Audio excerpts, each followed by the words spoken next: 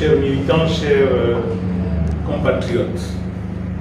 À ma qualité de président du PNTP, Parti national pour le travail et le progrès, je vous souhaite donc la bienvenue ce samedi 13 juin 2026 au siège du PNTP. Et merci d'avoir répondu à cet appel avec une activité assez abondante. Ce dont on va parler aujourd'hui, s'agissant des problèmes que le PNTP rencontre, et nous allons le démontrer que cette conférence, ce point de presse, comme l'a dit Benjamin, va mettre en lumière et va confirmer le lien congénital entre le régime d'Ali Bongo Ondimba et la 5e République du président Brice Clotaire. En effet, le PNTP prend à témoin l'opinion nationale et internationale pour dénoncer avec la plus grande fermeté l'arbitraire administratif instauré par le ministre de l'Intérieur, de la Sécurité et de la Décentralisation, M. Adrien Guémamba, qui piétine la loi 16/2025 du 27 juin 2025 relative aux partis politiques par la séquestration, je dis bien la séquestration, du récépissé de modification des organes dirigeants du PNTP depuis 6 mois. Permettez-moi d'abord de rappeler qui nous sommes et dans quel cadre nous agissons. Le PNTP est une formation politique légale, née du Congrès national extraordinaire, du Conseil national extraordinaire de juin 2025, du mouvement de redressement national, le Morena originel, qui a son récépissé, qui a été délivré depuis 1991, et qui a donc tenu ce congrès extraordinaire pour modifier sa dénomination, son logo, ses statuts, évidemment son bureau. En décembre 2025, fidèle à nos statuts et à la volonté de nos militants, nous avons organisé également un congrès.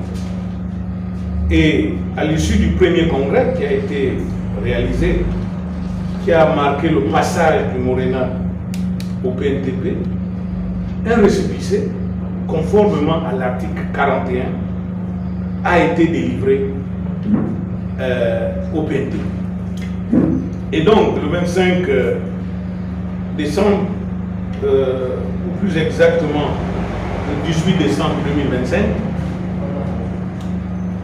nous avons, par voie d'huissier de justice, je dis bien par voie d'huissier de justice, déposé au ministère de l'Intérieur les modifications relatives à notre congrès, qui s'est tenu donc le 13 décembre. Nous l'avons fait conformément à la loi et à l'article 41, qui dit que toute modification, notamment sur la dénomination, les statuts et ainsi de suite, doit parvenir au ministère de l'Intérieur dans un délai de 15 jours. Et en même temps, la loi dit que cette notification donne lieu à la délivrance d'un récépissé de déclaration de modification dans un délai maximum de 15 jours. Messieurs les journalistes, je vais vous faire la chronologie des événements par rapport à ce qui arrive au PNTP. Et il faut bien noter les dates. Le 18 décembre 2025, comme je l'ai dit, l'huissier de justice va déposer par voie d'huissier de justice le 18 décembre, on dépose au ministère de l'Intérieur, conformément à la loi, les modifications intervenues dans notre parti à la suite d'un concours. 4 ans, donc 28 avril, j'adresse une correspondance qui vous sera déchargée le 28 avril, et 4 mois après le début. Je m'inquiète de la lenteur administrative 4 mois après. Et je souligne à la fin que les délais de 15 jours sont passés. Vous ne pouvez pas être rigoureux lorsqu'il s'agira des délais, comme vous le savez, du 30 juin, c'est-à-dire que les délais relatifs à l'article 72, vous ne pouvez pas être rigoureux pour faire appliquer l'article 72 de la loi et ne pas être capable d'appliquer vous 31 et nous obliger à faire appliquer. Donc ce document a été envoyé. Nous avons les preuves. Ensuite, cette lettre est restée sans suite. 5 mois plus tard, je me suis rendu à la direction générale des élections des libertés publiques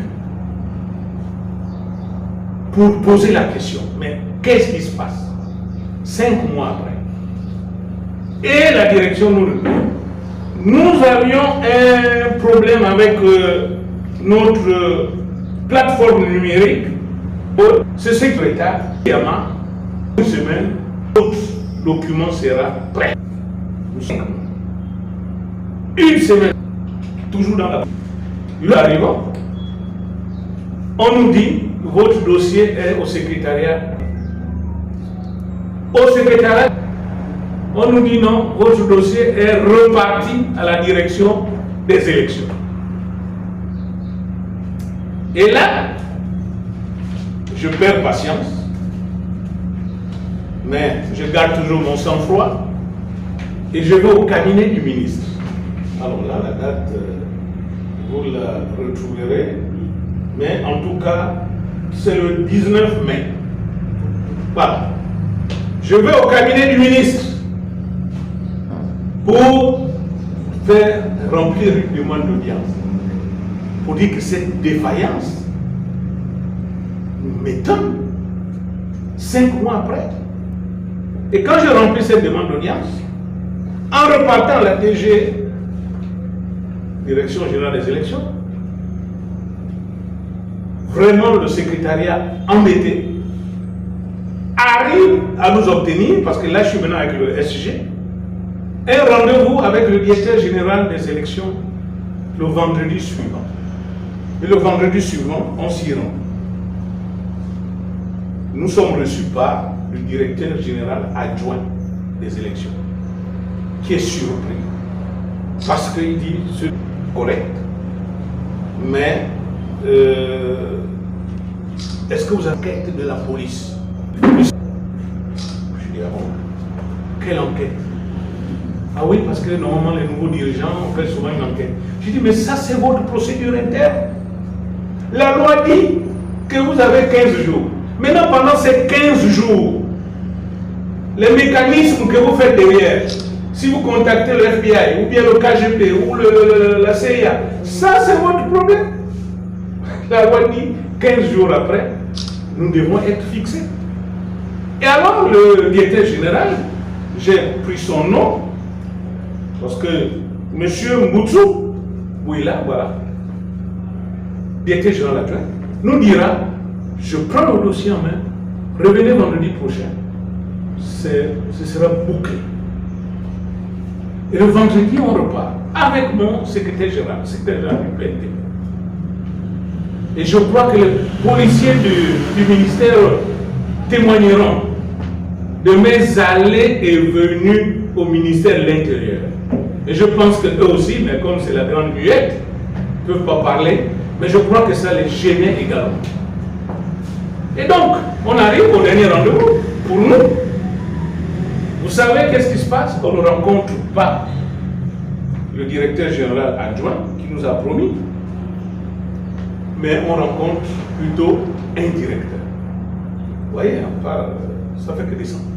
Et quand on rencontre ce directeur, lui aussi, il tombe de nu, il dit, nous les techniciens, on a fait notre travail. Le dossier, il n'y a que deux personnalités qui signent, c'est le ministre et le secrétaire général. Alors donc c'est au sorti de là que nous avons décidé de rendre public ces événements. Pour vous dire qu'au fond, tous ces alternements ont une seule et une véritable raison. Et oui, ça dérange. Parce que dans les changements intervenus au sein du PNTP, je suis devenu officiellement le président du PNTP, c'est-à-dire avec la force du Congrès. Oui, c'est cette modification que le ministère de l'Intérieur a du mal à accepter. On m'a écarté des élections présidentielles, vous le savez, en avril 2025. On m'a écarté des élections législatives.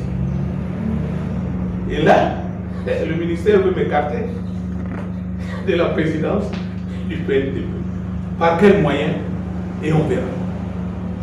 Donc, chers journalistes, la conclusion est donc inévitable. Le ministre de l'Intérieur refuse délibérément d'exécuter la loi pour écarter Jean-Rémy Yama du jeu politique gabonais. Cette obstruction ne m'étonne pas. Elle s'inscrit, comme je le disais, dans une série d'intrigues qui ont commencé en avril 2025. Le président de la République, Brice Clotaire Oligui Nguema, a solennellement déclaré le 15 décembre 2025 son mécontentement face au dysfonctionnement des services publics. Il a appelé à la rigueur, à la responsabilité et au professionnalisme des agents publics. Vous avez tous suivi ce Conseil des ministres du 15 décembre. Mais seuls les faits témoignent de la vérité. Les délais légaux ont été piétinés. 6 mois. Alors que la loi vous donne 15 jours. 6 mois d'attente. On ne l'a toujours pas. Donc, peut-être que ça va durer 7 mois. Peut-être que ça va durer 8 mois. Ou peut-être que ça va durer 1 an. On n'en sait rien. Mais en tout cas, notre dernier congrès et les dernières élections au PNTP ne sont manifestement pas du goût du ministère de l'Intérieur. Mais ce n'est pas à lui de choisir les dirigeants d'un parti politique.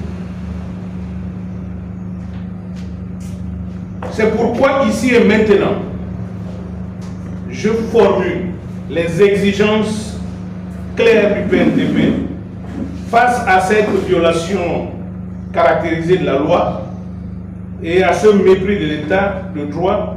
Le Parti national pour le travail et le progrès exige premièrement donc la démission du ministre de l'Intérieur. Oui, moi ça me gêne parce que ce monsieur a eu un très bon passage au ministère du Travail, selon les Échos, mais le voir se fourvoyer ainsi m'amène à me poser des questions. Est-ce qu'il est en mission ou alors c'est de l'incompétence?